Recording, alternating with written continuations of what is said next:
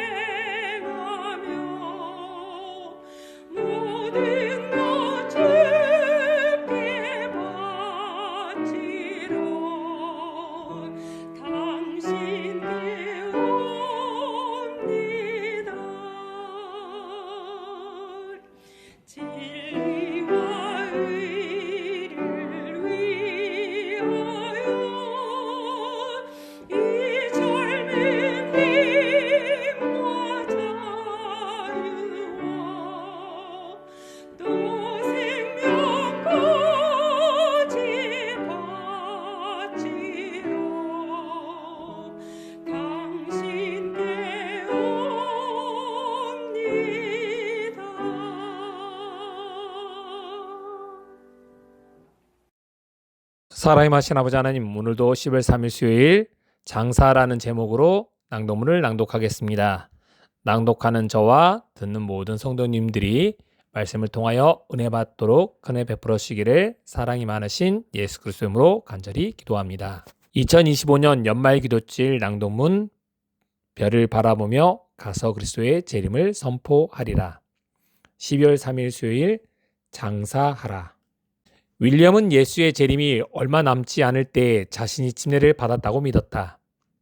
성경을 연구하면서 예언을 알게 된 뒤 그는 지구 역사의 마지막이 임박했다고 확신했다. 하나님을 그쯤에 만나게 되었다는 사실에 윌리엄은 안도했다. 조금만 늦었어도 예수의 재림을 맞이할 준비가 되어있지 않았을 것이라고 생각이 들었다. 자신이 침례를 받은 무렵 소련의 지도자는 레오니트 프렌즈네프였고 로디지아 현재의 짐바브웨 총리는 이어 스미스였다. 같은 해 베트남 전쟁이 끝났고 베를린 장벽은 이후 14년 동안 더 존재했다. 1975년 윌리엄은 자신이 예수의 재림을 맞이하는 거의 마지막 세대에 속한다고 확신했다. 사실 우리는 예수 재림의 시기에 대해서 주께서 속히 오신다고 믿는 것 외에는 아는 바가 별로 없다. 특히 마태복음 24장과 누가복음 21장에 주어진 예수 재림의 징조들에 비추어 볼 때 우리의 믿음은 충분한 근거가 있다. 그러나 곧 속히라고만 했을 뿐 예수께서 다시 오실 시간이 언제인지는 모른다. 예수님도 그날과 그때는 아무도 모르나니라고 마태복음 24장 36절에 말씀하셨다. 그렇다고 예수 재림의 임박성을 의심하는 것은 아니다. 쥐니 더디오리라고 말하는 자는 악한 종이다라고 마태복음 24장 48절을 통해 말씀하셨다. 바울이 데살로니가 교인들에게 때와 시기에 관하여 쓸 것이 없다면서 데살로니가전서 5장 1절에 말한 하나님의 백성이란 복스러운 소망과 우리의 크신 하나님 구주 예수 그리스도의 영광이 나타나심을 기다리는 자라고 디도서 2장 13절에 진술했다. 기다리는 동안 예수의 재림이 지연되는 듯한 현실이 전적으로 나쁜 소식만은 아니다. 예수께서 몇 세대 전에 오셨다면 오늘날의 우리는 아무도 영생을 맛볼 수 없었을 것이다.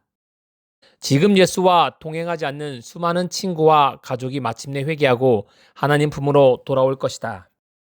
예수의 재림에서 가장 중요한 것은 시각이 아님을 그분의 비유에서 알 수 있다.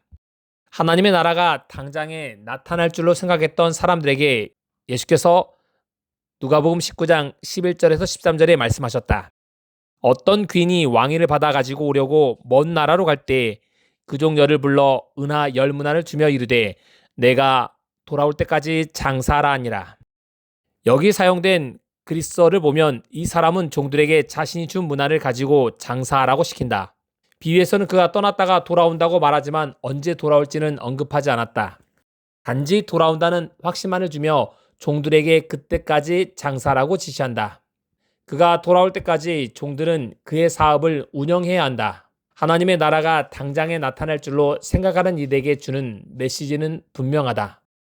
만약 예수께서 5년 뒤에 돌아오신다면 하나님의 백성은 그 5년 동안 그 사업을 해야 한다.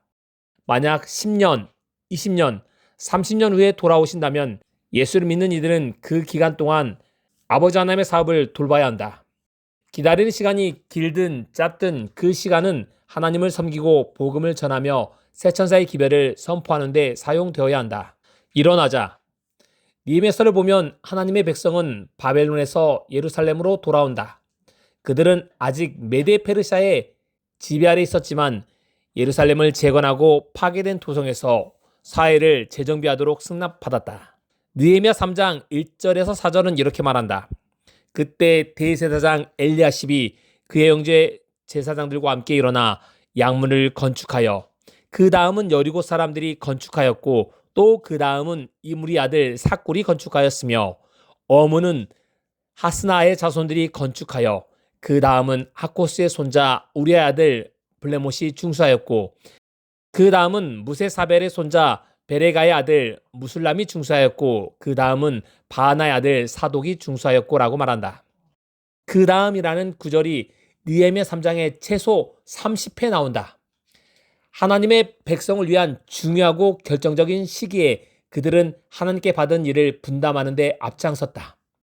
이 일이 너무 중요했기에 그들의 주인들의 공사를 분담하지 아니한 두고 가의 그족들의 이름까지 느헤미야 3장 5절에 공개되고 말았다.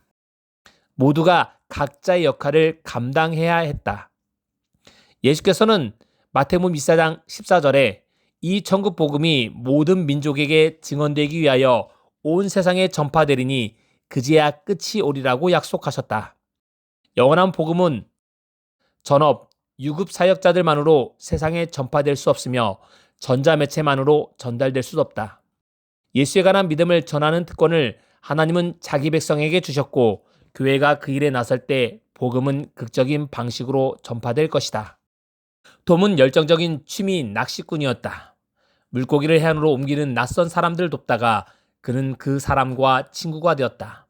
톰의 새 친구가 된 필은 처음에는 종교에 관심이 없었지만 예수님이 낚시꾼들과 많은 시간을 보냈다는 사실을 알고 있어라는 톰의 말에 관심이 생겼다. 성경의 배경 지식이 전혀 없던 필은 흥미를 느끼며 말했다. 그 이야기를 더 자세히 알고 싶네. 이후 성경 공부가 시작됐고 필은 말씀을 적극적으로 받아들였다. 그는 교회에 참석해 예수님을 개인의 구주로 받아들였다. 믿음이 자랐고 얼마 지나지 않아 침례를 받았다. 그런데 침례 후에 필은 병에 걸렸다.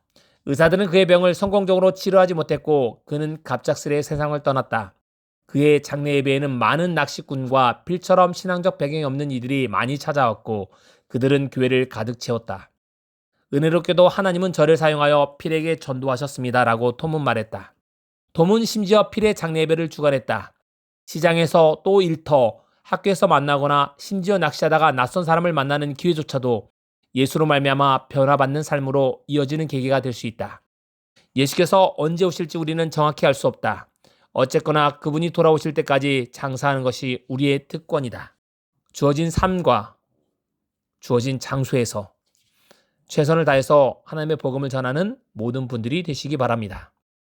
연말 기도주일 넷째 날 기도 제목을 말씀드리겠습니다. 첫 번째, 오늘의 낭독 말씀이 내 삶에 적용되도록 기도해 주시기 바랍니다. 두 번째, 한국연합회 총회가 12월 7일부터 12월 8일까지 다음 주 일요일, 월요일 있습니다. 이 총회를 위해서 기도해 주시고 동전합회 총회가 12월 21일 하루에 진행됩니다. 이 총회를 위해서도 함께 기도해 주시기 바랍니다.